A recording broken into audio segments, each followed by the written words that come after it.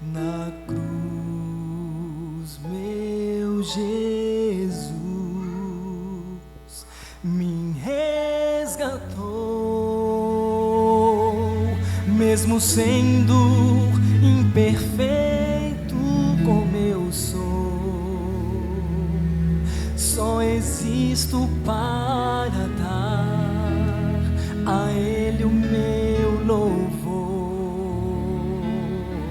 Senhor, se eu não louvar, eu deixo de sorrir. Se eu não louvar, eu deixo de existir. Meu coração se inclina pra adorar. Eu entrego a minha vida em oferta de amor. Se eu não louvar, meu mundo é tão vazio. Se eu não louvar, meu mundo é tão sombrio.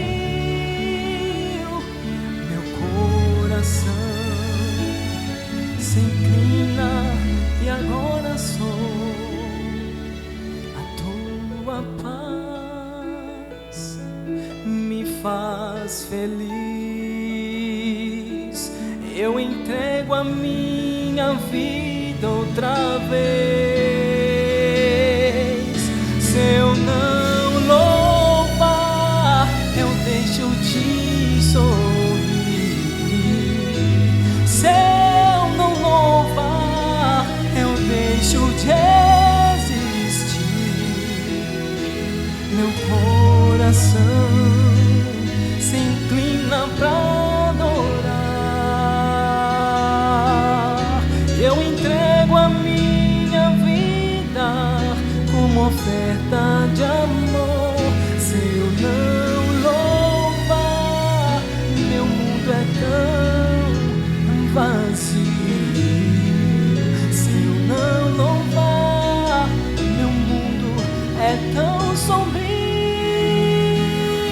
Remido fui e agora livre sou.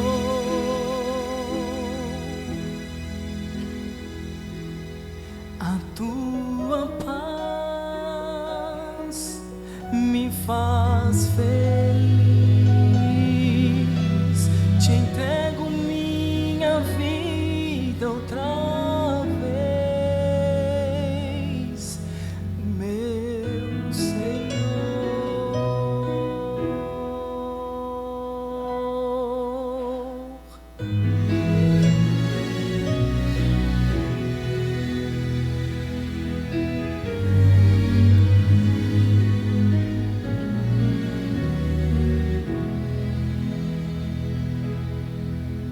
Te entrego a minha vida outra vez, meu Senhor.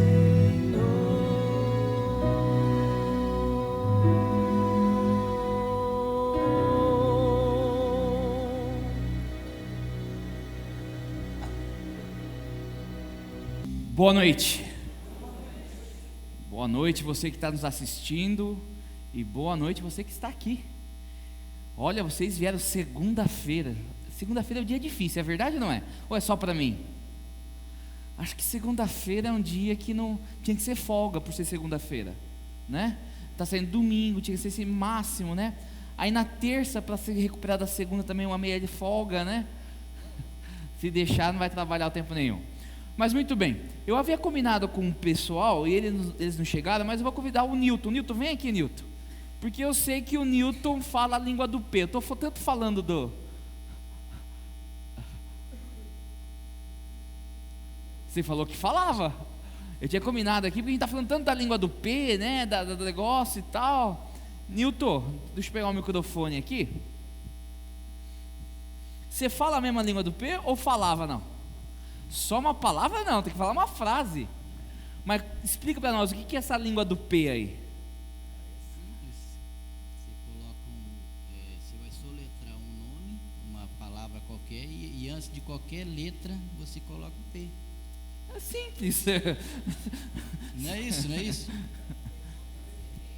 Vem aqui, Cássia, vem aqui também, vem aqui, vamos fazer um diálogo da língua do P.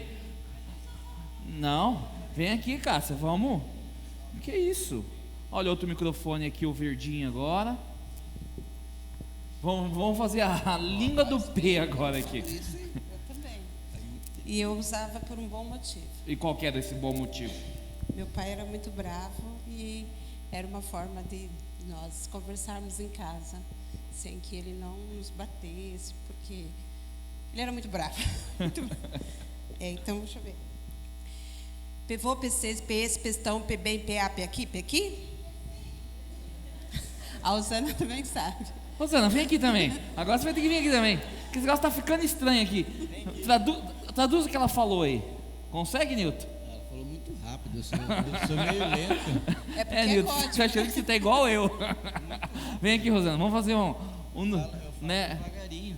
Tem uns que falam a língua dos elfos, não sei o que, né? Então vamos lá. Passa aqui, vem aqui, Rosana. Vamos fazer um diálogo da língua do P. O que você comeu hoje? Me responde na língua do P. Arroz, É a câmera. peu, pecou, pemi, pea, perroz, pefe, feijão. Eu não comi isso daí não. Eu nem sei que. Eu não comi isso daí. Você comeu isso daí, Carlão? Eu tô achando que você comeu. O que você comeu hoje? Pemá, pecou, perrou, pená, pedá. Petã, bem. Ô Sol, você também fala esse negócio? Vem aqui, Sol. Eu vou chamar todo mundo que fala a língua do P aqui. Você vai embora, Nilton? Fica aí. Não, você não falou a sua frase ou a sua palavra. Vou falar uma palavra. Então fala a palavra então. PPPO, não, PPPA, PSPT, POPR. Que é isso? Partida. Ah, tá bom, tá certo. Você falou, tá falado. O médico mandou não contrariar. Falei pastor. Então tá certo, pastor. Mas diz mais uma.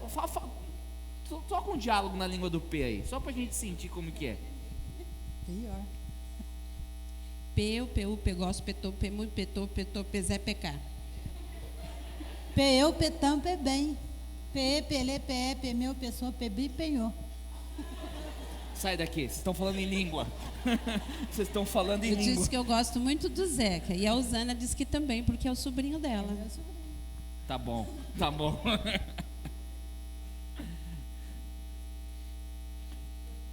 Estão tudo xingando a gente, Carlão, esse negócio aí. A gente tem falado isso porque nós temos hoje, nós temos estudado no livro de Daniel muito de símbolos, né? É chifre para cá, é animal para lá. Já me falaram, pastor, se for falar de chifre hoje, de animal, vou embora. Não se preocupa, hoje não vai ter animal, não vai ter chifre, mas vai ter matemática. Trouxe calculadora? Ah, então tá bom. Quantos gostam de matemática aqui? Olha, alguns gostam. Quantos não conseguem ver matemática? Tem alguns aí. PMI não, alguma coisa assim, né? Mas muito bem. E a gente percebe que esses símbolos, essa maneira que Deus utilizava para comunicar a mensagem, era uma forma de proteger a mensagem e proteger a pessoa que ia entregar essa mensagem. Assim como a língua do P e tantas outras, né? Existem para que possa preservar a ser confidencial, né? A mensagem. Muito bem, nós chegamos mais uma noite, estamos entrando na última semana, nem dá para acreditar, né? Parece que começou ontem. Já estamos no capítulo 9 do livro de Daniel. Ontem nós estudamos o assunto até quando? Até quando Deus vai suportar? E nós vimos, e aqui eu vou só falar dos chifres dos animais, só para revisão, tá? Mas hoje não vou falar muito sobre eles não. Mas ontem nós vimos que Deus deu uma visão para Daniel. Esta visão, Daniel viu um bode, viu um carneiro, e essa visão era semelhante às visões anteriores, à visão anterior que ele teve, e ao sonho de Nabucodonosor também. E Daniel, no final de escutar lá o bode, o carneiro, os 4 chifres, o chifre pequeno, ele escuta 2 anjos dialogando. E esses 2 anjos estavam assim, dizendo o seguinte: até quando a verdade de Deus vai ser jogada por terra? Até quando o santuário será pisoteado? Até quando? Até quando? Até quando? E ele escuta um dos anjos falando e respondendo: um período de 2.300 tardes e manhãs, então o santuário será o quê? O santuário seria restaurado depois de 2.300 tardes e manhãs. O anjo Gabriel, ele explica toda a visão, exceto a parte das 2.300 tardes e manhãs, ao ponto que Daniel, ele não consegue compreender. Daniel, ele fica adoecido, ele fala: o que é isso? Mas continuei apavorado com a visão, pois não conseguia entender coisa. Mas o anjo deu algumas dicas, algumas pistas, tipo caça ao tesouro. Quando já brincou de caça ao tesouro aqui, né? Vai dando pistas e dicas e mapa. E algumas dicas quanto a este 2.300 tardes e manhãs foram as seguintes. Daniel 8:26. Nós lemos: a visão das 2.300 tardes e manhãs é o quê? É precisa, ela é exata. E hoje vocês vão perceber isto. Mas confidencial. Então mantenha-se em segredo. Refere-se a um futuro. Enquanto o bode, o carneiro e tudo aquilo lá era concernente aos momentos que ele iria viver logo em seguida, já as 2.300 tardes é de futuro distante. E não só isso, Daniel 8:17, outra pista do anjo foi o seguinte: esta visão diz respeito ao quê? Ao final dos tempos. Então não é só distante de Daniel, mas se refere ao final dos tempos, quando Deus começasse a sua contagem regressiva. É quando Deus fala assim: a partir de agora acabou as coisas. Mas não para por aí. Há mais uma dica que o anjo deu, Daniel 8:19, e que vai acontecer nos dias de... tem a ver com o juízo de Deus. E ontem nós estudamos um pouco sobre o tabernáculo, e nós vimos que havia uma festa que envolvia tanto o bode e o carneiro, e esta festa era o Yom Kippur. Yom significa dia, e o Yom Kippur, ou dia da expiação, era um dia de julgamento, e era utilizado esses animais. Nós vimos rapidamente ali o santuário, nós vimos o altar, vimos a pia que fazia parte do pátio do santuário. Nós vimos também o primeiro compartimento da tenda, onde havia os pães asmos, tinha o altar de incenso, tinha o candelabro. E depois do primeiro compartimento, chamado Santo dos Santos, os Santos, nós temos o Santo dos Santos, que é o segundo compartimento, onde estava a arca do Senhor, a arca da aliança. E qual que era o objetivo desse Yom Kippur, do dia do julgamento? E nós vimos isso ontem. Nós lemos em Êxodo capítulo 16, verso 30 o seguinte: porque naquele dia se fará expiação por vós, para purificar-vos, e sereis o quê? Sereis o quê? Purificados de todos os vossos pecados perante o Senhor. Vimos que tem a ver com o julgamento de Deus, e foi aí que nós paramos. Mas hoje nós queremos discutir um pouquinho sobre destino ou casualidade. E eu vi aqui que o grupo pegou fogo tentando responder essa pergunta, e é uma pergunta que não é muito fácil, pelo contrário, é muito complicada, e existe aí há centenas de anos de estudos e discussões. E eu vou dizer para você, eu não vou ter a resposta completa, e nem, quem sabe, vou saciar a sua fome ou a sua sede em ter a resposta dessa pergunta. Mas eu quero levar você a pensar um pouquinho, com certeza. Mas antes de adentrarmos neste assunto, eu convido você a inclinar a sua cabeça para falarmos com Deus. Pai, obrigado porque aqui o Senhor nos trouxe. Nesta noite precisamos da sua orientação mais do que nunca, para que possamos compreender a mensagem que o Senhor deu a Daniel, para que Ele viesse e transmitisse a cada um de nós. Nos ajude, ó Pai. Ajude a entendermos que o Senhor é poderoso. Tudo isso nós lhe pedimos em nome de Jesus. Amém. Há um grupo de pessoas que pensa que existe alguém com controle remoto e comanda tudo. Tem pessoas que vivem uma doutrina, uma ideia de conspiração. Tem alguém governando tudo. Tem alguém governando o óleo. Tem alguém governando os políticos. Tudo alguém controlando. E alguns pensam, não, mas Deus deve ser assim. Bem, se Deus é assim, cadê o livre-arbítrio? Cadê o poder de escolha? Cadê o poder de escolha? Deus sim tem pontos essenciais que Ele não abre mão. Mas esses pontos que Deus não abre mão são pontos que a sua salvação ou o risco da humanidade estaria em jogo. Então Ele determina. Mas na maioria dos casos, Ele permite que você tome as suas escolhas. Mas Deus, Ele tem um plano sim. Isso não quer dizer que eu posso ou eu sou obrigado a seguir esse plano. Se eu quiser eu não sigo, porque eu tenho o quê? O livre-arbítrio, escolha. Mas Deus tem um plano. E a Bíblia nos diz, Isaías 46:9, que Ele conhece tudo. Eu sou o eterno, o único Deus que já tiveram e terão. Incomparável, insubstituível. Desde o começo dizendo a vocês como será o quê?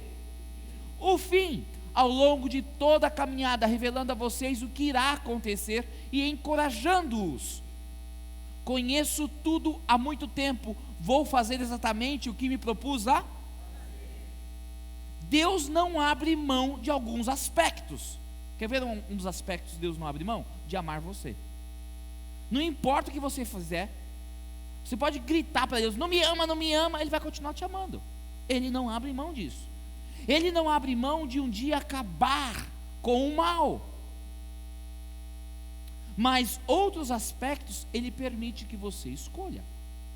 Mas se você escolher os planos de Deus, aquilo que Deus tem para a sua vida, os princípios, saiba o seguinte, Jeremias 29, verso 11, porque sou eu que conheço os planos que tenho para vocês, diz o Senhor, planos de fazê-los prosperar e não de causar-lhes dano. Planos de dar-lhes o quê? Esperança e um futuro. E pensando em dar e esperança, pensando em dar um futuro, Deus deixou esta profecia das 2.300 tardes e manhãs para que você tenha esperança. Queridos, se você fosse perguntar para mim qual o objetivo da Bíblia, e o livro de Romanos, capítulo 15, verso 4 diz, o objetivo da Bíblia é trazer esperança. Se você lê a Bíblia e você não encontra esperança, quem sabe você está lendo a Bíblia de forma errada, porque a Bíblia é um livro de esperança. E as 2.300 tardes e manhãs apresentam a esperança. Mas vamos começar no capítulo 9 o nosso estudo de hoje, capítulo que segue o capítulo 8, onde ele não conseguiu entender coisa alguma. Bem, os primeiros versos do capítulo 9 dizem o seguinte: Dario, filho de Xerxes, da linhagem dos Medos, tornou-se rei da Babilônia. No primeiro ano do seu reinado, eu, Daniel, estava o quê? Meditava nas Escrituras e de acordo com a mensagem do Eterno ao profeta Jeremias, Jerusalém teria de ficar em ruínas durante 70 anos. Vamos tentar entender esses dois primeiros versos que apresentam. Primeiro ponto importante: Daniel já não estava sob o domínio dos babilônicos. Lembra que ele teve a visão quando era o terceiro ano de Belsazar. Agora é o primeiro ano de um novo rei, o rei Dario. E o que Daniel estava fazendo? Meditando na palavra de Deus. Que coisa maravilhosa! E se Daniel meditava na palavra de Deus, sendo ele um profeta, um homem que tinha uma experiência com Deus tão íntima e tão singular, imagine eu e você. Nós deveríamos meditar na palavra de Deus a cada dia. E eu quero desafiar os jovens a dedicar tempo a cada dia para a palavra de Deus. O apóstolo João, em uma das suas cartas, ele escreveu o seguinte: jovens, eu vos escrevi porque sois fortes e a palavra de Deus permanece em vós e tendes vencido o maligno. A maneira que o jovem vence o mal, a maneira que o jovem vence o maligno é através da palavra de Deus e tendo ela no seu coração, amém? Se Daniel sentia necessidade de estudar a palavra de Deus, muito mais nós precisamos da palavra de Deus. E Daniel estava meditando provavelmente no livro de Jeremias, porque ele estava falando sobre o livro de Jeremias. E provavelmente ele se deparou com o verso 29, ou melhor, o verso 10 do capítulo 29, capítulo esse que fala do cativeiro. Lembra, Daniel saiu lá de Jerusalém, foi trazido para a Babilônia. O povo de Jerusalém estava em cativeiro. E o capítulo 29 do livro de Jeremias fala do cativeiro, mas também fala do retorno. E Daniel se depara com o verso 10, e ele lê o seguinte: esta é a palavra do Eterno sobre o assunto: assim que tiverem terminado os 70 anos da Babilônia, nenhum único dia antes vou aparecer e cuidar de vocês como prometi e trazê-los de volta para... Quanto tempo duraria o cativeiro? 70 anos. E Daniel agora ele começa a ler aquilo. Ele percebe que os 70 anos do cativeiro estão se findando, mas aparentemente nada está ocorrendo. E ele começa a pensar: será que Deus se esqueceu da sua promessa? Será que Deus vai postergar? Será que Deus se arrependeu? E olha que coisa linda o que acontece. Quando Daniel ele começa a estudar a palavra de Deus, ele sente a necessidade de buscar a Deus em oração. Verso 3: recorri ao Senhor Deus em busca de uma resposta. Orava com dedicação e sinceridade, jejuava, vesti pano de saco, me ajoelhava nas cinzas, derramei o meu e abri a minha alma para o eterno meu Deus. Olha que coisa linda. Muitas vezes a gente só fica estudando no livro de Daniel as profecias ou as histórias, mas esquecemos de analisar o estilo de vida de Daniel. Daniel era um homem que lia a Bíblia a cada dia, meditava na Bíblia. E não só isso, ele orava, ele abria o coração. E quão importante é para nós abrirmos o coração a Deus através da oração. Eu posso dizer que uma das maiores bênçãos que Deus deixa para cada um de nós é a oração. A escritora Ellen White, no seu livro Caminho a Cristo, página 95, ela diz: a oração é a chave nas mãos da fé, para abrir o celeiro do céu, onde se acham armazenados os ilimitados recursos da onipotência. É através da oração que nós recebemos as bênçãos de Deus. E Daniel não tinha dúvida disso. E o que ele fez? Ele ora ao Senhor. E queridos, nós não vamos ler a oração completa de Daniel, mas eu convidaria você, quando você chegasse na sua casa, antes de dormir, leia a oração de Daniel. São poucos versos, mas uma das orações mais lindas que tem na Bíblia. Nessa oração ele fala: Deus, o Senhor é o Deus das alianças. Já escutaram aquela música, o Deus das alianças? Não se esqueça do pacto, perdoa os nossos pecados, ouve. E ele está naquele momento de abrir o seu coração, como ele mesmo disse, e de repente ele vê alguém tocando nele. Eu não sei se você já orou, ou estava em oração e alguém dá um toque em você, é quase um susto. E quando Daniel percebe, qual não foi sua alegria? Era o anjo Gabriel novamente. O anjo Gabriel, aquele que tinha vindo apresentar e explicar as profecias do bode e do carneiro. E o anjo Gabriel, quando tocou em Daniel, logo em seguida, ele diz para Daniel, os versos 22 e 23, Daniel, vim o quê? Esclarecer as coisas. Assim que você começou sua oração, a resposta foi dada, e agora estou aqui para entregá-la. Você é muito, por isso ouça com cuidado para entender o significado da... Que palavras maravilhosas. Daniel, na hora que você começou a orar, Deus deu a ordem, vai atender meu filho. E queridos, toda vez que nós buscamos ao Senhor em oração, o Senhor designa um anjo, um mensageiro para ir até nós. E enquanto você ora, você pode crer, você pode ouvir pela fé Deus falando para você: você é muito amado. Olha que coisa linda é a oração. Mas o objetivo do anjo era revelar o quê? A visão, apresentar esclarecimento à revelação. Que visão é esta? A visão que ele tinha tido anteriormente, a visão das 2.300 tardes e manhãs. Um período de 2.300 tardes e manhãs, então o santuário será o quê? Restaurado. Bem, já que Daniel vai receber a orientação sobre esta visão, a revelação, vamos analisar um pouquinho aqui.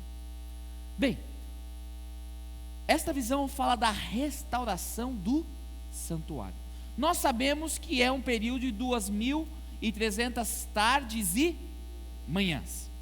Bem, uma tarde e manhã na Bíblia é o equivalente a um dia. Se for ao livro de Gênesis na criação, você vai ver esta repetição, como exemplo, Gênesis 1:13. E houve tarde e manhã o terceiro dia.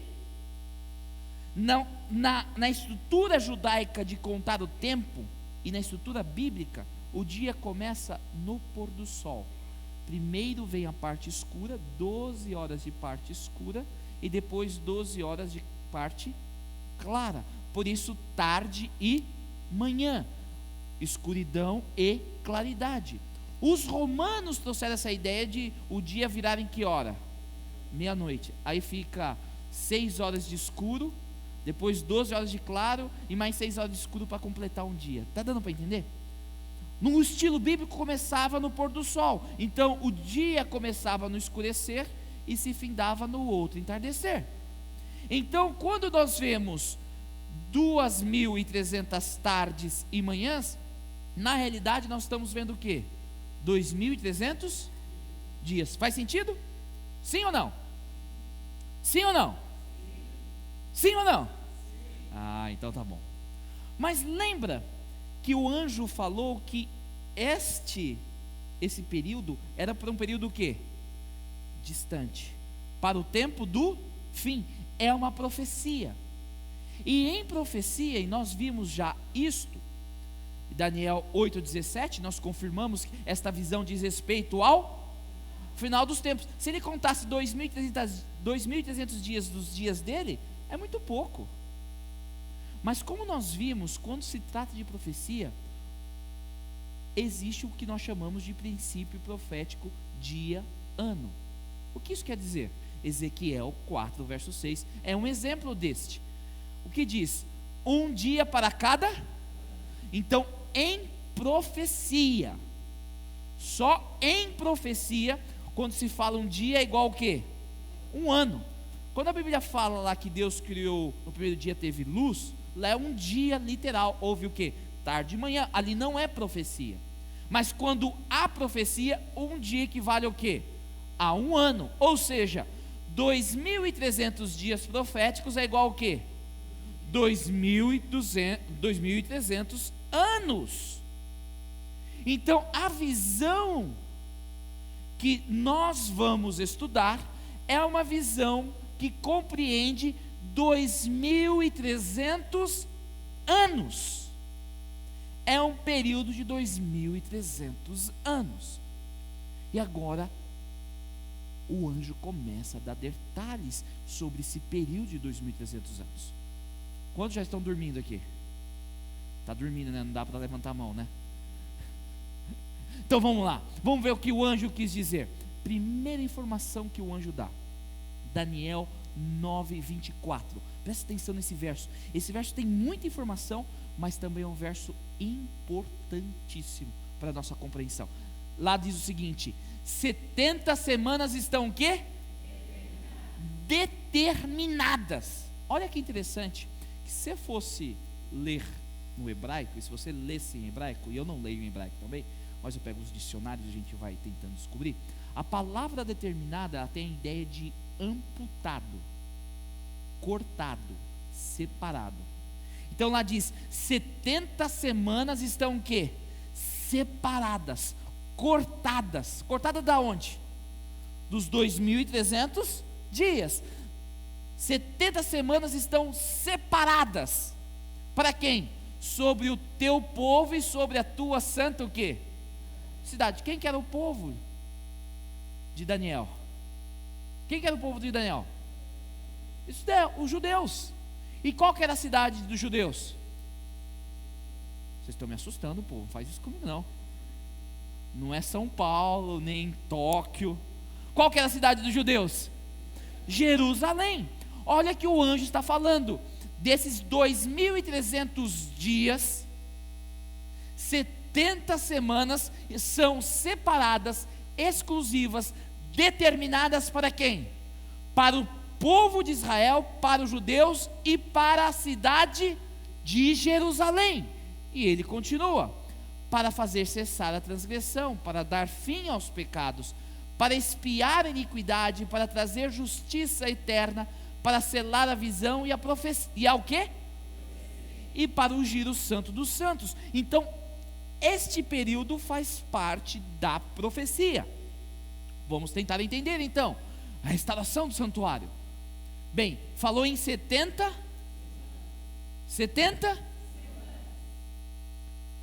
Cada semana tem quantos dias? 7 dias. 7 vezes 7? 49. Se são 70, são 490 dias. Mas nós estamos falando de quê? Profecia. Em profecia, o que nós vemos é o princípio profético. Cada dia igual a um ano. Então nós estamos falando de quantos anos?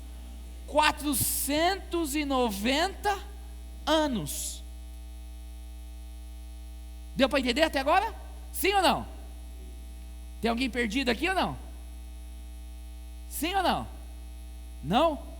Então só que ele tem a visão das 12.300 tardes e manhãs, e nós vimos isso, um período longo, é uma profecia, e ele falou dessa profecia, 70 semanas, que equivale a 490 dias, e já que estamos trabalhando em profecia, 490 anos, eles estão determinados, separados, para quem? Para o povo de Israel, para os judeus. Então, o início desses 2.300 dias, esses primeiros 490 anos dos 2.300 anos, são separados exclusivos para o povo de Israel. Agora seria muito bom se a gente soubesse a data que começa, né? Porque a gente só fazer o cálculo. Sabe o que é interessante? O anjo fala a data. Ele fala o marco. Veja o que o anjo diz no verso 25. Também tem algumas informações importantes. Só não se apavora, tá bom? Respira. Não se apavora com as informações que nós vamos ler. Sabe e entende desde a saída para restaurar e para edificar. Qual que é o ponto de início? A saída da ordem. A ordem para restaurar e para edificar o quê? Os 2.300 anos, os 490 anos iniciariam-se quando o decreto fosse dado para restaurar e edificar Jerusalém. Mas olha que informação mais importante aqui: até ao ungido, ao príncipe, 7 semanas e 62 semanas. As praças e as circunvalações, que palavra bonita, né? Circunvalações se reedificarão, mas em tempos angustiosos. Pastor, que tanta informação, vamos quebrar, não se apavora. Eu falei, respira, estou aqui com vocês, tá ok? Vamos lá. A restauração do santuário, ali fala que o início das 2.300 tardes seria o quê? O decreto. E quando que foi o decreto? Os livros de história nos contam. O decreto ocorreu no ano 457 antes de Cristo. Isso quer dizer que na nossa linha do tempo que nós estamos trabalhando, o ponto inicial é o ano 457 antes de Cristo. No ano 457 antes de Cristo, o rei permitiu que o povo voltasse, e não só voltasse para restaurar, deu recursos para eles começarem a restauração. Isso foi um ponto importante, sim ou não? Mas vamos continuar. O que mais aquele texto que nós lemos diz? Ele fala de 7 semanas. 7 semanas, 62 semanas, 69 semanas. Vamos tentar entender. 7 semanas. 7 vezes 7? 49. 49 dias é igual a... O que o anjo começa a explicar agora? Destas 70 semanas que estão destinadas aos judeus, eu vou explicar um pouco o que vai acontecer durante essas 70 semanas. As primeiras 7, ou os primeiros 49 anos, diz o anjo, os primeiros 49 anos será o período para a reconstrução. A reconstrução daquilo que, Daniel, que você estava orando, vai demorar quanto tempo? 49 anos. Se você pegar o ano 457 e tirar 49 anos, nós vamos chegar no ano 400. Mas por que 408, pastor? Porque é antes de Jesus, e antes de Jesus é o que? Decrescente. Faz sentido? Sim ou não? Tem alguém perdido aí ou não? Ainda não? Ainda não? Então tá bom, vamos recapitular o que a gente aprendeu até aqui. Nós temos um período de 2.300 anos. Os primeiros 70 anos, ou melhor, as primeiras 70 semanas, os 490 anos, é para o povo de Israel. A primeira 7 semanas é o período que vai demorar para a reconstrução. Aí, o anjo fala um período de 62 semanas até aparecer o ungido. E essas 62 semanas seria depois da reconstrução. Vamos ver aqui, 7 semanas, 62 semanas vezes 7 dá 434, vezes, como nós estamos falando em profecia, 434 anos. Bem, então, os próximos 434 anos, o que o anjo falou que aconteceria? Apareceria quem? O ungido. E se você contar, vai dar o ano 27. Mas pastor, por que o ano 27? O meu cálculo dá o ano 26. Por que o 27? Vou dar uma explicação simples. Tem explicações bem mais complicadas. Vamos fazer aqui. Quantos de vocês sabem que eu já morei no Canadá? Alguns sabem. Morei lá há 6 anos. Eu estou no inverno aqui, né? O inverno lá é menos 40 abaixo do zero. Sabe o que é isso? Tem ideia? Sim ou não? Chegando em casa, abre o refrigerador lá, põe a cabeça lá dentro, e quando começar a congelar, você vai ter mais ou menos sentir o que é esses 40 abaixo do zero. Imagine que você vai visitar o Canadá no inverno. Eu não aconselho, mas você vai visitar o Canadá no inverno. E está menos 2 graus negativos. Está menos 2. Menos 2, o pessoal está saindo de regata nas ruas, correndo. Menos 2, tá bom? Aí o cara da temperatura lá, se liga o rádio, ele fala, ó, a temperatura vai aumentar em 2 graus. Qual a temperatura que a gente chega? Qual a temperatura que a gente chega? No 0 grau. Ficou em 0 grau. Certo? Menos 2, mais 2 chega o quê? 0 grau. Agora vamos dizer que eu estou 2 anos antes do nascimento de Jesus e aconteceu algo depois de 2 anos desse menos 2. 2 anos antes. Que ano que vai ser este?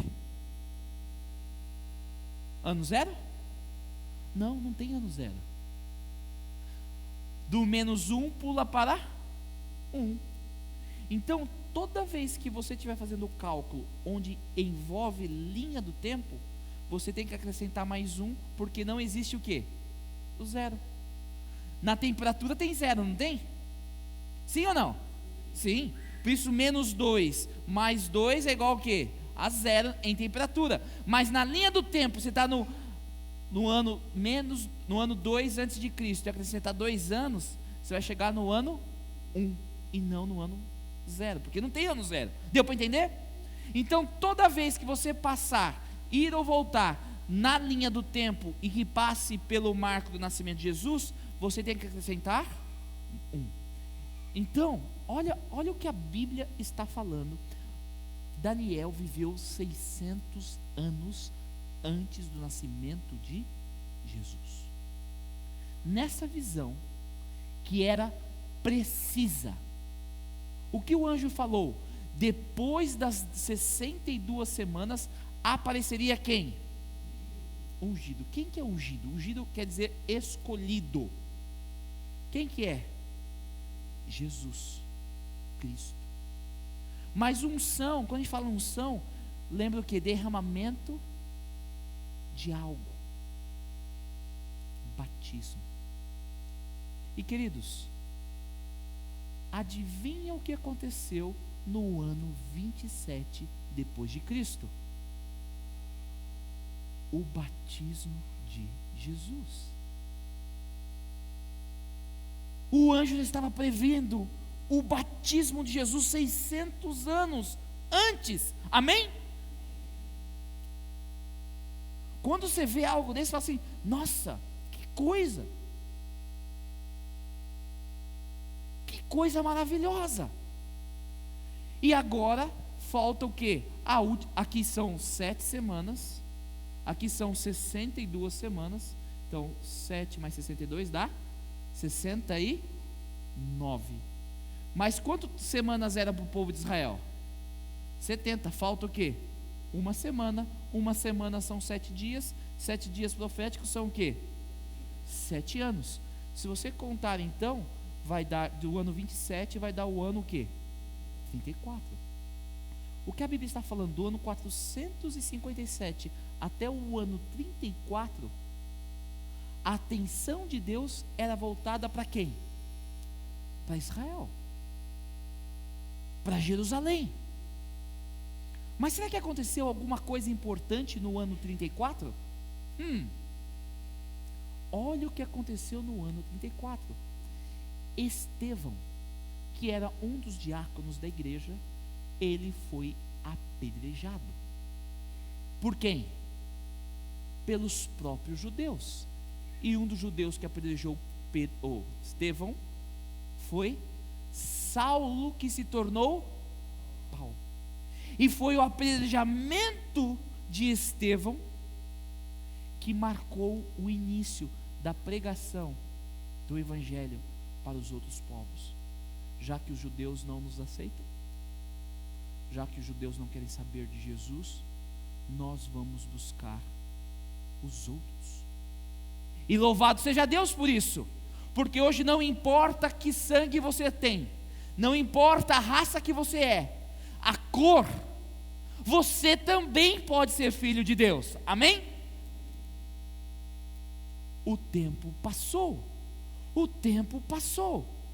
mas agora vem uma informação importantíssima nesta profecia. Daniel 9:27. Ele fará firme aliança com muitos por a última semana. Mas na metade da semana fará o quê? Cessar o quê? O sacrifício. Que sacrifício é esse? Lembra que a gente estudou ontem do cordeiro? Toda vez tinha que levar o cordeiro, confessar o pecado, era degolado o cordeiro, o sangue era trazido e era aspergido dentro do santuário, na tenda, e por isso que havia a necessidade de purificação. Lembra disso? Quando é que parou de matar cordeiro? Quando Jesus foi crucificado, porque o verdadeiro cordeiro morreu. Amém? Você não precisa mais matar um cordeirinho, porque Cristo já morreu no meu e no seu lugar. E é interessante que a Bíblia fala que na hora que Cristo morreu, era a hora do sacrifício, da tarde. E eles estavam com um cordeirinho, e era uma festa da Páscoa. E na hora que o sacerdote levantou a mão para matar o cordeirinho, sabe o que aconteceu? O cordeirinho escapou. E não só isso aconteceu, o véu do santuário se rasgou, simbolizando que não precisava, mais sacrificar o cordeiro. Olha o que a Bíblia está dizendo. Nós temos as 70 semanas que era só para o povo de Israel. Temos os 49 anos que determinam a reconstrução. Depois, 62 semanas até aparecer quem? Ungido. Quem que é ungido? Cristo. Foi depois do batismo de Cristo que Cristo começou o seu ministério. Você já se perguntou por que Jesus não começou a pregar quando tinha 15 anos de idade? 18. Por que ele teve que esperar até o ano 27 depois do batismo? Porque Deus havia assinalado no calendário profético que o ministério de Cristo começaria no ano 27. Mas a Bíblia fala que na metade da semana, 3 anos e meio, faria cessar o sacrifício. E a metade da semana do ano 27, você vai cair no ano 31. E sabe o que aconteceu no ano 31? Cristo foi crucificado. Essa profecia fala da crucifixão de Jesus, a data, o dia até, o horário. Não dá tempo para a gente entrar em detalhes. Fascinante, não é? Quando eu vejo isso, eu vejo que Deus está no controle e Ele determinou pontos. Mas, por mais fascinante que seja essa profecia, o foco dela não é a morte de Jesus, não é a unção, nem é a restauração do templo. Qual que é o foco? Vamos lembrar o que o anjo falou, Daniel 8,14, que nós lemos lá, um período de 2.300 tardes, então o santuário será o quê? Restaurado. A profecia ela é fascinante, mas o foco da profecia é a restauração do santuário, ou seja, o julgamento, o Yom Kippur, quando Deus vai dizer chega, onde todos os nomes irão passar pelo tribunal de Deus. Isso quer dizer que você tirar 490 anos de 2.300 anos, vai sobrar 1.810 anos. E 1.810 anos mais o ano 34, nós chegaremos ao ano de 1844. Segundo a Bíblia, em 1844, o período de julgamento começou. Cristo, no santuário celestial, Ele começa a julgar. Os livros são abertos, os nomes são passados. E se você for ao calendário judaico, você vai perceber que o dia, ou o Yom Kippur, que todo ano eles ainda celebram esta data, os judeus. O Yom Kippur no ano de 1844, foi o dia 22 de outubro de 1844. Nós podemos crer que desde 22 de outubro de 1844, o santuário está sendo purificado, o santuário celestial. Os livros foram abertos, os atos estão sendo julgados. É por essa razão que a última mensagem a ser pregada ao mundo é a mensagem de Apocalipse 14, as 3 mensagens angélicas. E a primeira mensagem angélica diz o quê? Vi outro anjo voando no meio do céu, e ele tinha uma mensagem eterna para a todos que estavam na terra, a toda nação e tribo, a toda língua e povo. E ele pregou em voz alta, temam a Deus e a Ele deem glória. A hora do julgamento de vocês chegou. Por esta profecia nós podemos crer que desde 1844, nas cortes celestiais, o julgamento começou.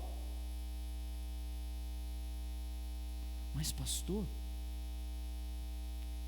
se o julgamento começou, isso quer dizer que meu nome pode estar passando lá no julgamento agora? Sim, pode estar passando.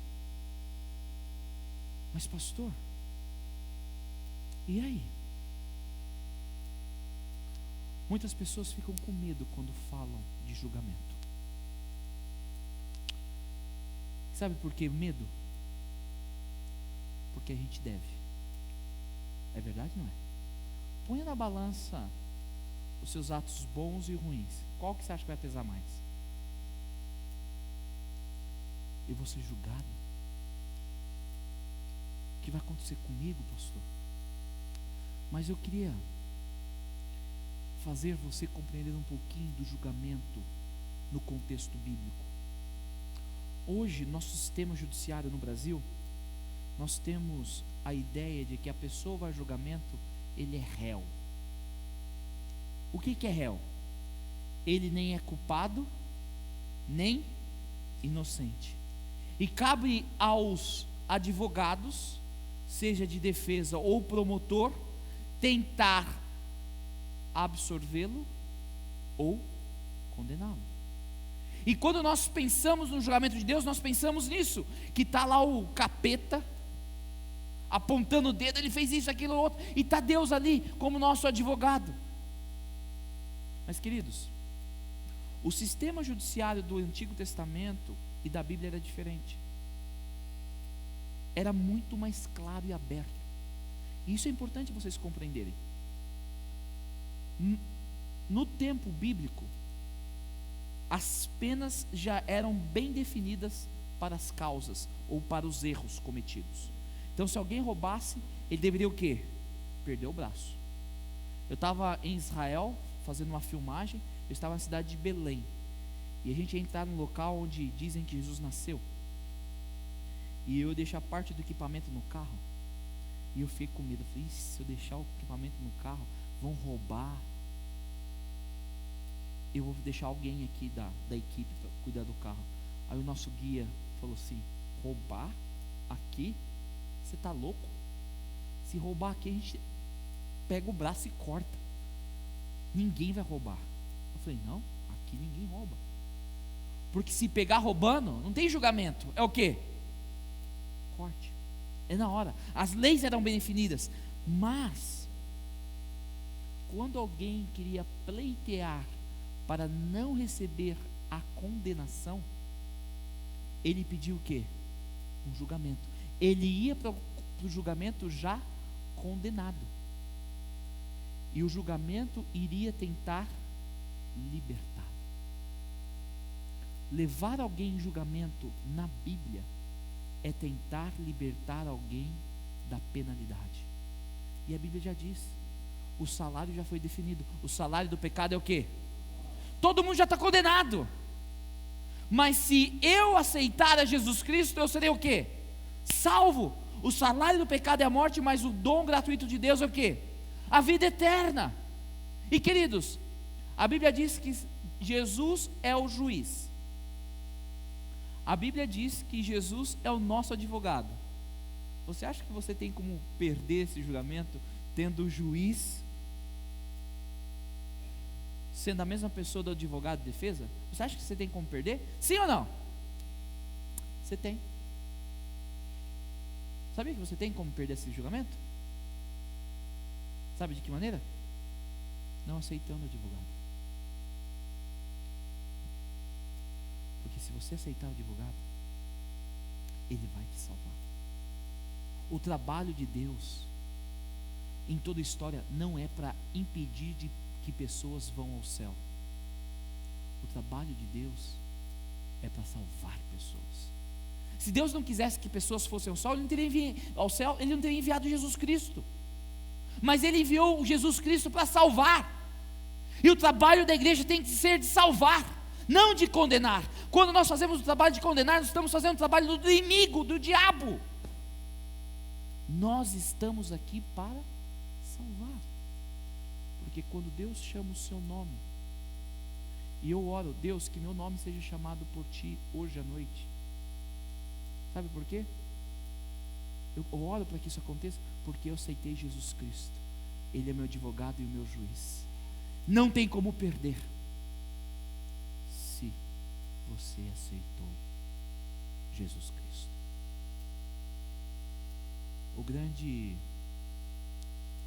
A grande lição das 2.300 tardes e manhãs é mais do que cálculo, matemática.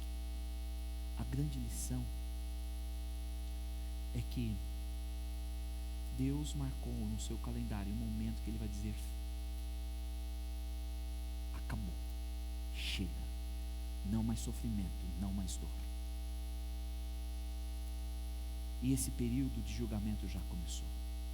Isso quer dizer que nós vivemos nos últimos momentos da história. E diante desses últimos momentos, qual tem sido as suas decisões, o seu estilo de vida? Quem você tem colocado no coração, no seu coração, no trono do seu coração? Querido, a mensagem das 2.300 tardes e manhãs é um apelo para você e para mim colocarmos Jesus Cristo como Senhor e Salvador da nossa vida. Você já fez isso?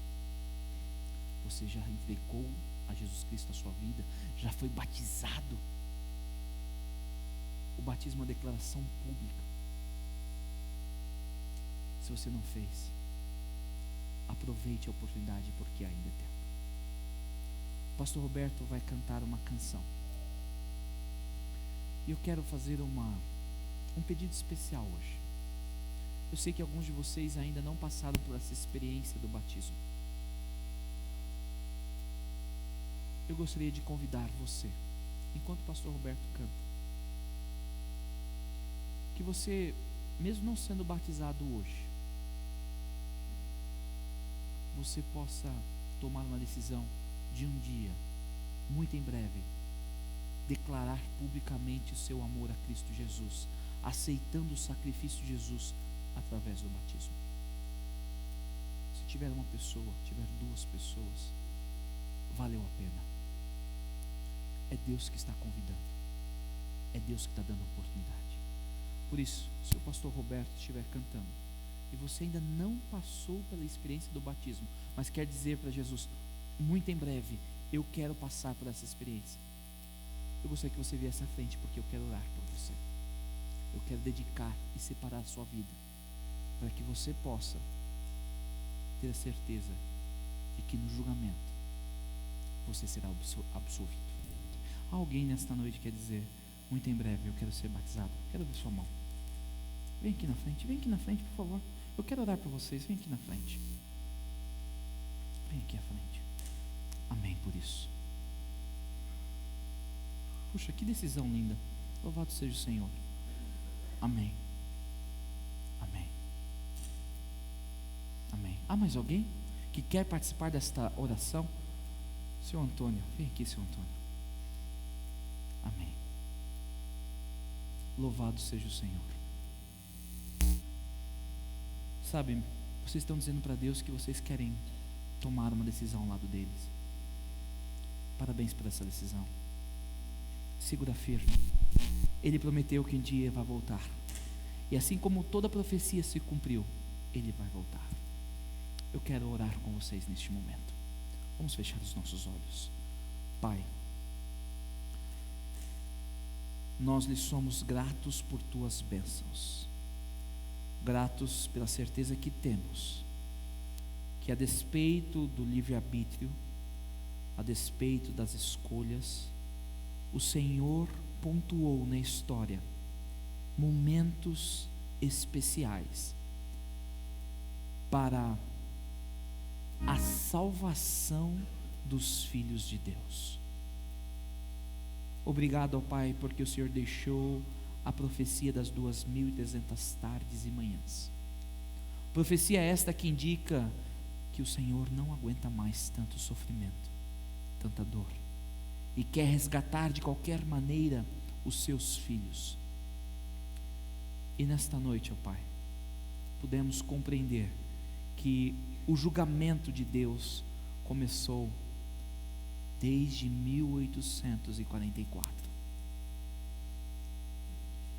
E a nossa decisão diante deste processo é entregar a nossa vida a Ti. Senhor, estas pessoas que vieram aqui à frente ainda não selaram a sua vida através do batismo, mas estão colocando-se diante de Ti neste momento para dizer: Senhor, estamos decidindo pelo Seu lado. Senhor, escreve o nome deles no livro da vida do Cordeiro, para que eles possam ter a certeza de que um dia estarão contigo lá nos céus.